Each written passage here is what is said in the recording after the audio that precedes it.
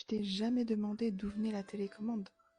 Genre ce truc-là, on est d'accord que j'apprends rien à personne si je dis qu'avant il fallait se lever pour changer de chaîne.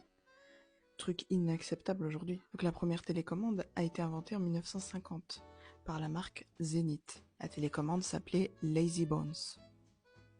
Elle avait un câble. Effectivement, c'était pas très pratique, on pouvait se prendre dedans et tout. Fallait bien commencer quelque part. Ensuite, en 1955, il y a un ingénieur de chez Zenith qui a eu une bête idée. La télécommande sans fil. Et le principe de cette télécommande, c'est que ça envoyait un rayon lumineux pour changer de chaîne. Mais il y avait un petit problème avec cette télécommande. C'est que dès que le soleil tapait sur la télé, ça changeait de chaîne aussi.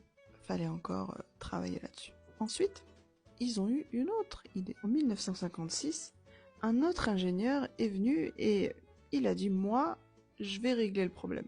Il s'appelait Robert Adler. Il a inventé la première télécommande à ultrasons. C'est d'ailleurs celle-là qui a lancé le concept. Mais il y avait un défaut. Comme elle était à ultrasons, si tu faisais tomber un trousseau de clés, ça changeait de chaîne. Et pire encore, comme les chiens entendaient les ultrasons, ils aboyaient et ils enclenchaient la télécommande et ça changeait également de chaîne. On peut se le dire, la télécommande a bien glow up. Je sais pas, mais c'est quand même la meilleure invention du siècle. Après le frigo. Et le bouton s'abonner. Je perds souvent ma télécommande. Ils auraient dû faire un truc pour ça.